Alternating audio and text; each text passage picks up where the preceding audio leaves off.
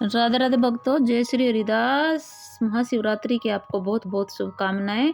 और इस वीडियो में हम आपको जानकारी देंगे महाशिवरात्रि के बारे में। और दर्शन कीजिए मेरे प्यारे से केशव के। देखिए, पिछली बार मैंने केशव को ही भोले बाबा बनाए थे, साक्षात भोले बाबा लग रहे हैं। कमेंट करके ज़रूर बताना मेरे भोले बाबा आपको कैसे लग रहे हैं, मेरे क्यूट से भोले बाबा। और हम चलते हैं अपने वीडियो की ओर।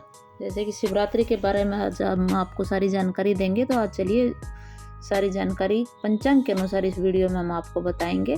चलिए वीडियो शुरू करते हैं।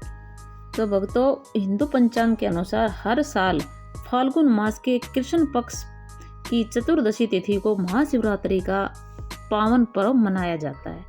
इस दिन भगवान भोलेनाथ और माता पार्वती जी का विवाह हुआ था, इसलिए इस दिन को हमारे धर्म में उत्सव के रूप में हर साल मनाया जाता है।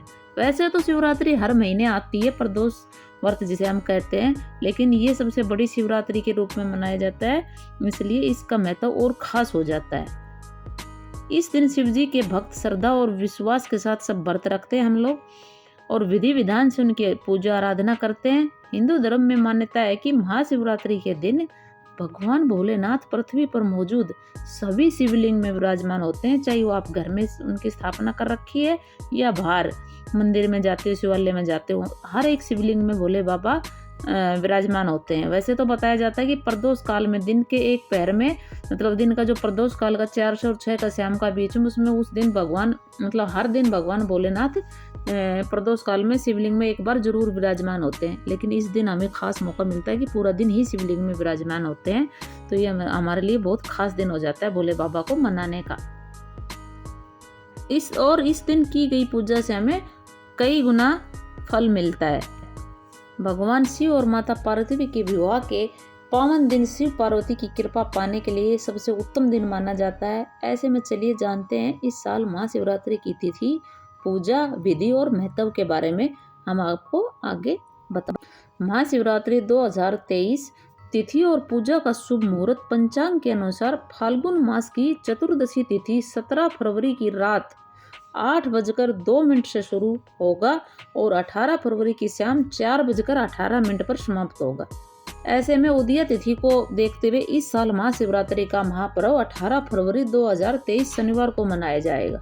अब भक्तों, जान लेते हैं शिवरात्रि के पारण का मुहूर्त।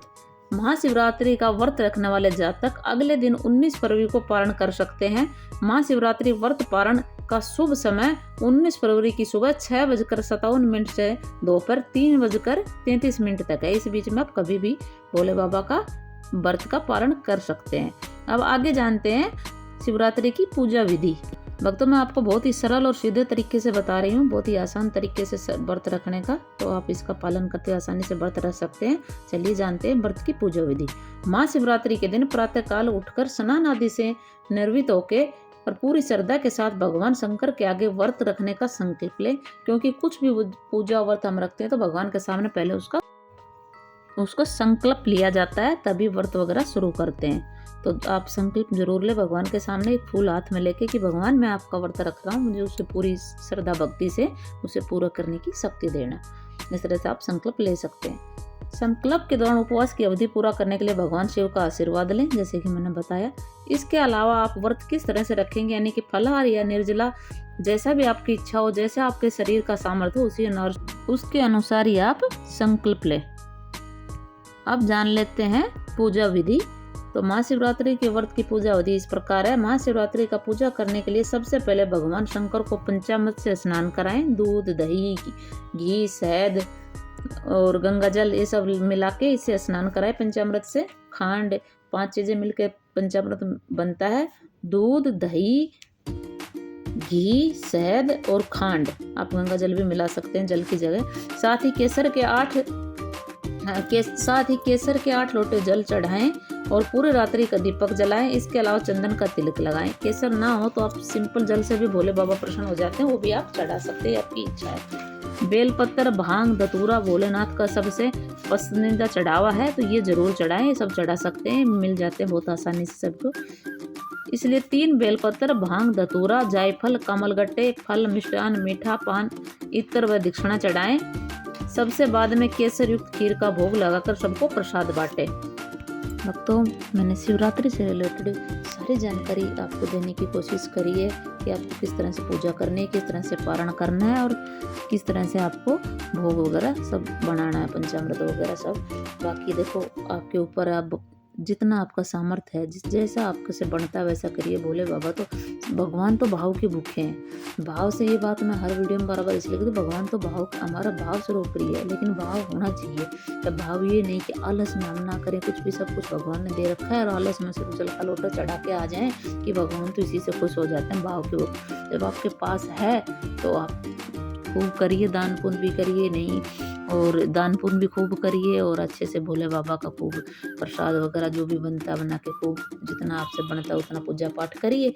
और नहीं है तो सिर्फ जल का लोटा से, इसका नहीं कि ये नहीं, ये मन में सोच के दुखी नहीं होना कि भगवान मेरे को इतना सामर्थ्य नहीं है, मैं कैसे कर सकता हूँ, तो ऐसा सोच के बिल्कुल भी दुखी नहीं होना। जितना सामर्थ्य है तो भोले बाबा जल से भी प्रसन्न हो जाते हैं, क्योंकि वो तो सब जानते हैं भैया इसके पास इतना ही था, इतना ही दिया, ठीक है, जितना सब कुछ तो वही देने वाले हैं। तो आप बिल्कुल मन में ये मत करिए कि ये इतना बताने से ये मेरे से बनेगा नहीं, मैं कैसे करूँ। आप जल का लोटा भी एक सच्चे भाव से चढ़ा के आओगे तो भोले बाबा उसी से भी प्रसन्न हो जाते हैं, ठीक है।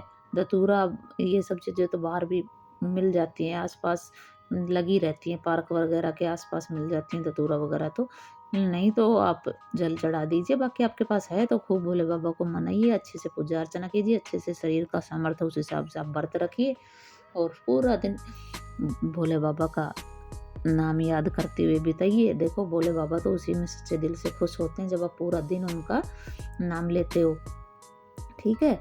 और अच्छे से उनकी पूरा दिन किसी की निंदा बुराई चुगली क्या ज़िंदगी में ही नहीं करनी चाहिए। वैसे कम से कम इस दिन तो हम बचे रहें, इससे यही व्रत वगैरह इसीलिए रखे जाते हैं कि इन सब चीज़ों की हमें हैबिट पड़े कि भैया हम बुराइयों से दूर रहें, ठीक है। तो